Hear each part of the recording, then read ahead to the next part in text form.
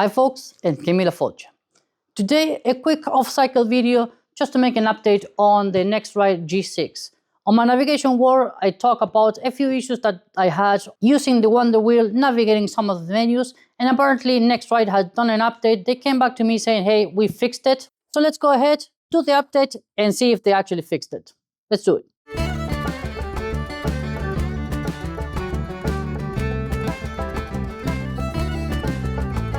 Again, we're talking about the NextRide G6. We've done a review on this one already. Pretty good device, but again, we found a couple of issues. So NextRide has listened to my feedback or the customer feedbacks in general, and they came up with a little bit of an update that is supposed to fix this. So now what we need to do is obviously grab your device, and at the bottom, you do have 3 screws. With the provider screwdriver, you have to undo this.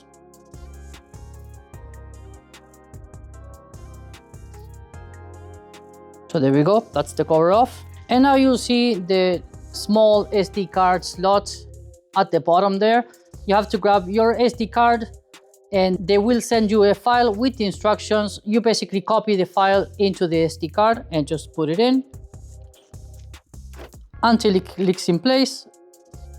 If you can see that, boom, that's it, that's connected. So you just put the card in, replace the cover again, and we should be good to go ahead and do the update. Obviously, you don't have to do these little bolts too tight. They're very small, so just snug, that is more than enough. All right, so let's plug the device into the bike and see how we go with the update. All right, with the SD card on and the device plugged back into the bike, let's turn on the bike. All right, we got the pop-up message.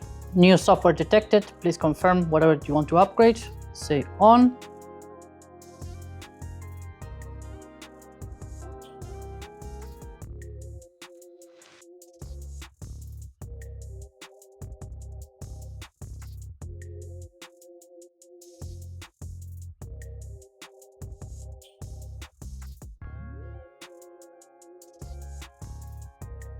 Now, once the device has completely rebooted and now is up to date, one thing to note is that it will lose the connections. So you will have to reconnect your phone, your headset, whatever you use. So yeah, I did have to go through the whole process. I'm not going to show you that. You can go back to the original video, how to set everything up.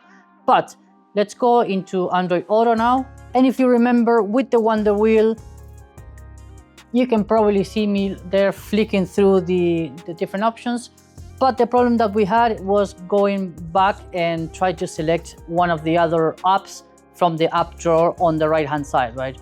So what they've done now is if you toggle your wonderwheel to the left, then you have this shortcut to go back to the application menu. So now, instead of using the menu bar right on the right, you go to the main application drawer, and now I can select my music. So now I'm on my music and change my dials, my playlist, whatever. Go with the wonderwheel to the left again and go back to the menu and select the next applications that you want to manage, right? Go back to Google Maps. So it's a different solution from all the ones that they've done it. Instead of switching from the application to the application menu, application drawer on the right-hand side, what they've done is make you jump directly to the general menu so you can pick and choose whatever applications you want to use, right? So I think it's a pretty neat solution. It works perfectly fine, and to me the highlight of the whole thing is that they did listen to the customers and they done this update, right, which I think is fantastic. So that to me, it's beautiful. Now it's working like it should, and you can totally control the device with the wonderwheel, no problem whatsoever. Switch between apps, so that should be absolutely perfect. So thumbs up for me. I think that's a good fix, and kudos to NextRide to actually, again, like I said, listen to the customers and fixing the problem.